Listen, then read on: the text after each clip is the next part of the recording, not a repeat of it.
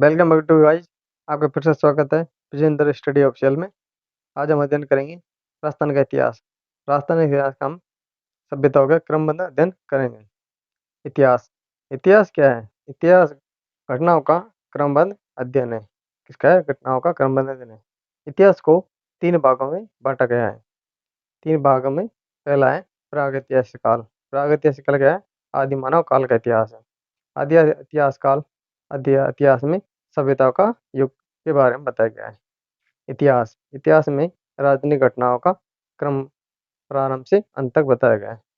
प्रागैतिहासिक काल में क्या है? आदि मानव काल का युग है। इसमें आदि मानव के इतिहास की जानकारी अनुमानों पर आधारित है।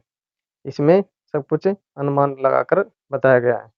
आदि इतिहास में जो सभ्यताओं का युग है, उस क्या है? सभ्यताओं का युग है। इसमें जो ए, इतिहास के साक्ष्य तो मिले पर उन लोगों उनको पढ़ नहीं पाए हैं। इतिहास में क्या है? राजनीतिक घटनाओं का क्रम है जो इतिहास की जानकारी के प्रमुख स्वरूप साहित्य को बताया गया है। इसमें जानकारी को पढ़ा समझा लिखा गया है। हम अगला है औजारों के क्रम में इतिहास। औजारों के क्रम में इतिहास है पाषाण युग और ताम्र युग, कांस्य युग, लौह युग। औजारों के क्रम में इतिहास को 4 युगों में बांटा गया है। पाषाण युग, ताम्र युग, कांस्य युग, लौह युग। सभ्यता का जन्म नवपाषाण काल युग में हुआ था।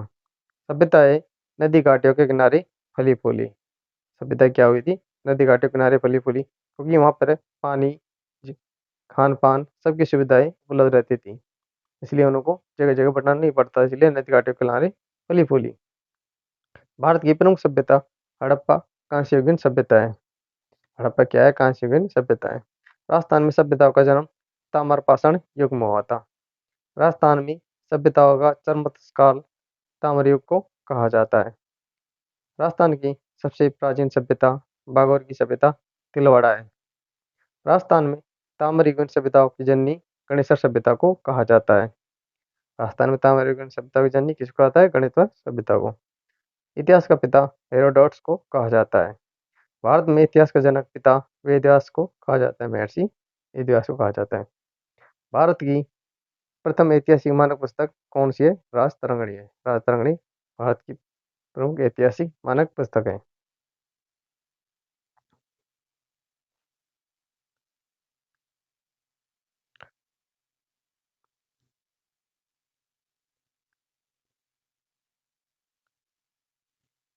इस पुस्तक में कश्मीर के इतिहास का वर्णन किया गया है।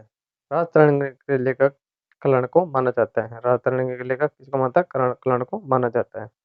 राजस्थान का समग्र इतिहास लेखन का प्रथम प्रयास मनोत नरसिंह ने किया था। मनोत नरसिंह मारवाड़ शासक जसवंत सिंह का दरबारी कवि था। मनोत नरसिंह को राजस्थान का अबुल फजल भी कहा जाता है। राजस्थान के इतिहास परक ग्रंथों को कहा जाता है।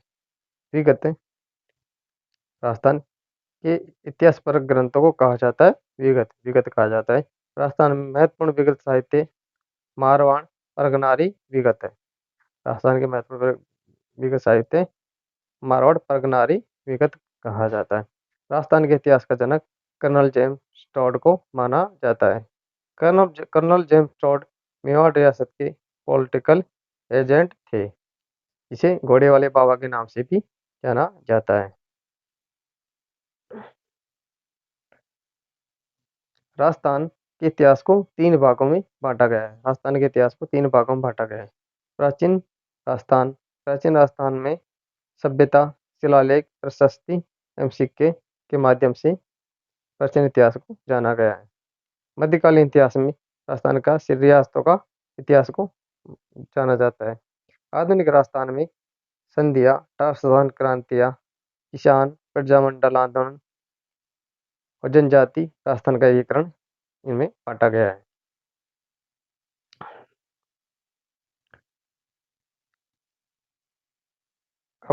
राजस्थान की सभ्यता में बागोर सभ्यता के खुदाई करता बीएन मिश्रा थे।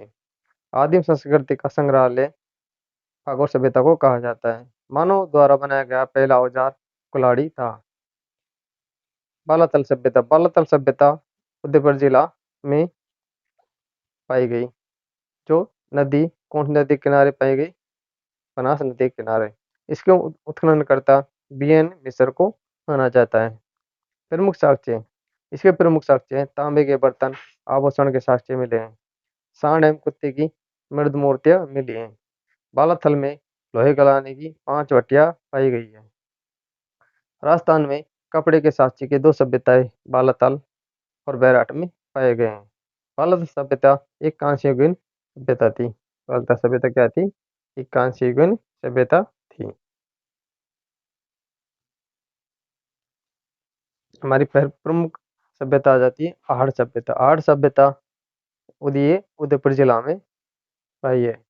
नदी, ये कौन सी नदी के किनारे पाई गई है? आड़ या बेड़ नदी के किनारे। आड़ या बेड़च नदी के किनारे। आहड़ सभ्यता राजस्थान की सबसे महत्वपूर्ण सभ्यता मानी जाती है। आहड़ सभ्यता के अन्य नाम है धूलकोट, ताम्रवर्ती नगरी, आकाटपुर के नाम से आहड़ सभ्यता को जाना जाता है। आहड़ सभ्यता को पहले आहार कहा जाता था। गौर गोठ गौर और गोठ आहड़ सभ्यता में अनाज भंडार के पात्र को कहा जाता है। गौर और गोठ आहड़ सभ्यता में अनाज भंडार के पात्र को गौर गोठ कहा जाता है। आहड़ में तांबे की कुल्हाड़ियां पाई गई। आहड़ में तांबे की कुल्हाड़ियां पाई गई। आहड़ सभ्यता के खुदाई करता अक्षय कीर्ति व्यास एच डी सांगलिया थे। अक्षय कीर्ति व्यास एवं एच डी सांगलिया आहड़ सभ्यता के खुदाई करता थे। आहड़ सभ्यता दक्षिण पश्चिम राजस्थान की सभ्यताओं का केंद्र मानी जाती है। एक घर में 6 चूल्हों के प्रमाण पाए गए हैं। एक घर में 6 चूल्हों के प्रमाण कौन सी सभ्यता में पाए गए? आहड़ सभ्यता में पाए गए हैं। पत्थर की चक्की पाई गई है। पत्थर की चक्की आहड़ सभ्यता में पाई गई है। सिल लोढ़ी पाई गई है आहड़ सभ्यता में। बिना हत्थे के छोटे जलपात्र भी आहड़ सभ्यता में पाए गए हैं। यूनानी देवता पोलो वाली मुद्राएं मिली हैं जो आहड़ सभ्यता में पाई गई है। हमारी अगली सभ्यता है बैराट सभ्यता। बैराट सभ्यता ये जयपुर जिले में पाई गई, जो बाणगंगा नदी के किनारे स्थित थी। बैराट सभ्यता एक महाकाव्य युग से संबंधित है। महाकाव्य युग से संबंधित है। राजस्थान में बौद्ध संस्कृति का प्रमुख केंद्र बैराट को माना जाता है। सम्राट अशोक का बाबरो शिलालेख बैराट से मिला है। बाबरो शिलालेख से अशोक के बौद्ध मत अनुयायी होने का प्रमाण मिले हैं। जनपद काल में बैराट मध्य जनपद की राजधानी था। इसे विराट नगर कहा जाता था। पंचमार का इंडो ग्रीक सिक्के बैराट सभ्यता में पाए गए हैं। बैराट में एक स्वर्ण मंजूषा प्राप्त हुई है। बैराट में क्या हुआ है? एक स्वर्ण मंजूषा प्राप्त हुई है। बौद्ध स्तूप, मठ एवं गोल मंदिर बैराट सभ्यता में पाए गए हैं। 9 से यक्ष की प्रतिमा, जाखम बाबा की मूर्ति पाई गई है। 9 से यक्ष प्रतिमा, जाखम बाबा की मूर्ति पाई गई है। 9 सभ्यता समकक्ष गुप्त और कुषाणकालीन स्थल बयाना, सौंफ, काटपुर में पाए गए। राजस्थान का पहला विजय स्तंभ बयाना में बनाया गया था। कुषाणकालीन सोने की सर्वाधिक सिक्के 9 सभ्यता में पाए गए हैं। गणेश्वर सभ्यता। गणेश्वर सभ्यता सीकर सीकर जिले में गणेश्वर सभ्यता सीकर जिले में गणेश्वर सभ्यता सीकर जिले में कांतली नदी के किनारे पाई गई। गणेश्वर सभ्यता को ताम्रयुगीन सभ्यताओं का जननी कहा जाता है। गणेश्वर सभ्यता प्रमुख स्थल सुनारी झुंझुनू में प्रमुख केंद्र है। तांबे के सर्वाधिक औजार गणेश्वर सभ्यता की में पाए गए हैं। तांबे के सर्वाधिक औजार गणेश्वर सभ्यता में पाए गए हैं। गणेश्वर सभ्यता का प्रमुख स्थल साक्ष्य मछली पकड़ने का कांटा, अन्य साक्ष्य तीर, भाले, कुल्हाड़ी आदि है। गणेश्वर सभ्यता के लिए ताम्र आपूर्ति का केंद्र केतड़ी को माना जाता है। हड़प्पा सभ्यता के लिए ताम्र औजारों की आपूर्ति गणेश्वर सभ्यता से की जाती है। गणेश्वर सभ्यता के प्रमुख खुदाईकर्ता आरसी अग्रवाल, विजय कुमार को माना जाता है। पत्थरों से निर्मित बांध गणेश्वर सभ्यता में पाया गया। पत्थरों से निर्मित बांध किसमें पाया गया? गणेश्वर सभ्यता में। पुरातत्व तो का पुष्कर कहा जाता है, पुरातत्व का पुष्कर गणेश सभ्यता को कहा जाता है। गणेश्वर में तांबे की सुइयां पाई गई थी। गणेश सभ्यता में तांबे की सुइयां पाई गई थी। अन्य प्रमुख स्थल, अन्य प्रमुख स्थल है कौन कौन से? अन्य प्रमुख स्थलों में तिपटिया दर्रा कोटा में, एलाना जालौर में, सोंती बीकानेर में, रेड टोंक में, अलावा कुंड जैसलमेर में, डाडातोरा बीकानेर में, इस्वाल उदयपुर में, किराणौत जयपुर में, नैनवा टोंक में, पूगल बीकानेर में, जोधपुर जयपुर में, जोधपुरा जयपुर में, कुराड़ा नागौर में, पिंड पांडालिया चित्तौड़गढ़ में। ये अन्य सभ्यताएं हैं जिनमें जायल नागौर में, जायल नागौर में, गिलोंड राजस्थान में, राजसमंद सॉरी राजस्थान में, गिलोंड राजसमंद में, गड़दड़ा बूंदी में, वजियाणा भीलवाड़ा में, डडीकर अलवर में। कालीबंगा सभ्यता प्रथम कहा जाता है, कालीबंगा प्रथम कहा जाता है, सोती सभ्यता को कालीबंगा सभ्यता कहा जाता है। प्राचीन राजस्थान का टाटा नगर रेड टोंक को कहा जाता है। राजस्थान में बौद्धकालीन प्रमुख केंद्र बेरहट जयपुर में पाए गए हैं। ओसिया जोधपुर कोलवी की गुफाएं झालावाड़ में पाई गई हैं।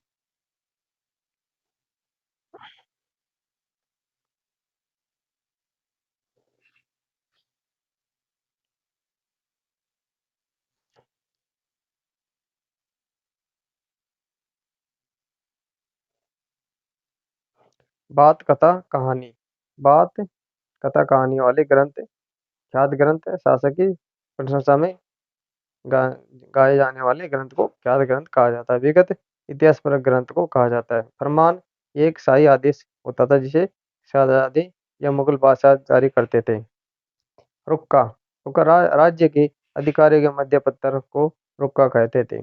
सनद एक प्रकार की स्वीकृति होती है जिसके द्वारा मुगल काल बादशाह अपने अधीनस्थों को जागीर प्रदान करता था। खरीदारी उन पत्रों को कहा जाता था एक शासक द्वारा दूसरे शासक को भेजा जाता था। हकीकत भाई इसमें राजा की दैनिक दिनचर्या का उल्लेख मिलता है। खरीदा भाई इसमें राजा को प्राप्त होने वाले महत्वपूर्ण पत्रों की नकल होती थी। राजस्थान राज्य अभिलेखागार की स्थापना 1955 जयपुर में की गई थी। 1960 में से बीकानेर परिवर्तित कर दिया गया था।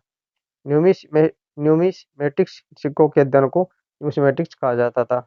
एपिग्राफी अभिलेखों के अध्ययन को एपिग्राफी कहा जाता था। पेलियोग्राफी लिपियों के अध्ययन को पेलियोग्राफी कहा जाता था। पेलियंटोलॉजी जीवाश्मों के अध्ययन को पेलियंटोलॉजी कहा जाता था।